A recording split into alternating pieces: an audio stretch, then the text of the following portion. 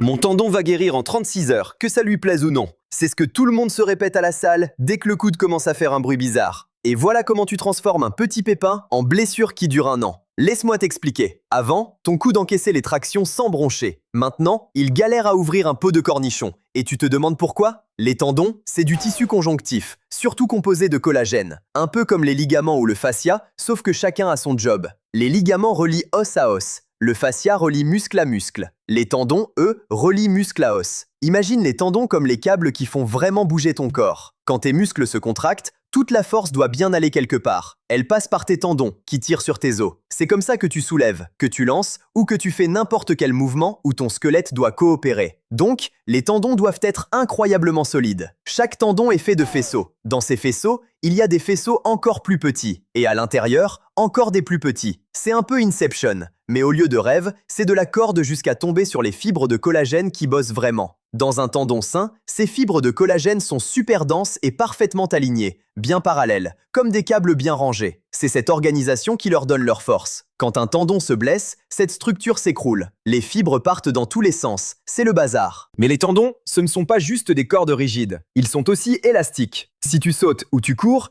tes tendons agissent comme des ressorts. Ils stockent de l'énergie quand tu atterris, puis la relâchent quand tu pousses vers le haut. Plutôt efficace ton corps, jusqu'à ce que tu le casses. Les tendons sont faits pour encaisser des charges répétées. Mais quand la charge devient trop forte, ils prennent cher. Des micro-déchirures apparaissent. La plupart du temps, ton corps répare ça sans souci. Mais si tu continues à stresser ce tendon avant qu'il ait fini de se réparer, le rythme des dégâts dépasse celui de la réparation. Et là, c'est la cata. Des études montrent qu'après environ 10 minutes d'effort, tes tendons arrêtent de recevoir le signal pour devenir plus forts. Après ça, tu accumules juste plus de dégâts, sans aucun bénéfice. Donc, tu grimpes Taipei 101 à main nue, persuadé de renforcer tes tendons tout le long. En fait, t'as atteint ton max au bout de 10 minutes. C'est là que tu réalises que t'es pas Alex Honnold. Réveille-toi, champion. Les blessures aux tendons peuvent arriver partout. Coude, épaules, tendons d'Achille. En gros, partout où tu t'entraînes avec une technique pourrie ou en forçant trop. Si tu vas voir un médecin, tu vas entendre des mots comme tendinite ou tendinopathie. Tendinite, c'est une inflammation aiguë suite à une blessure récente. Tendinopathie, c'est que ça traîne parce que t'as fait l'autruche. L'inflammation que tu ressens, c'est en fait une partie du processus de guérison.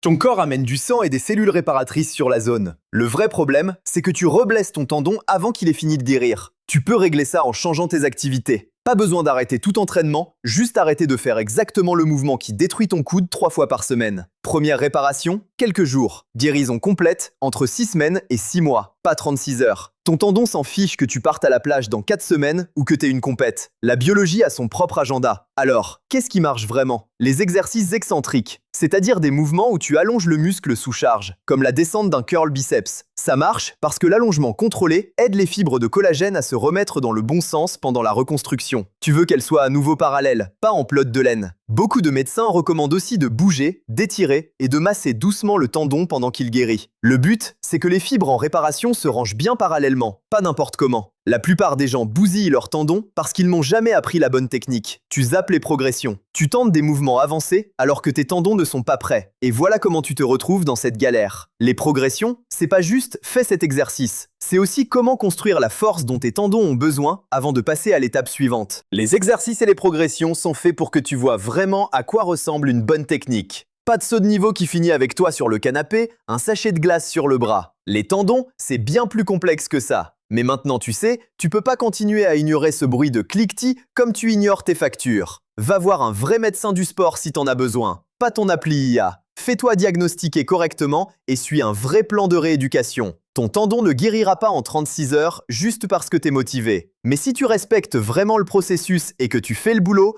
tu seras peut-être encore en train de t'entraîner dans 6 mois au lieu de rester sur ton canapé avec de la glace à te demander ce qui a foiré.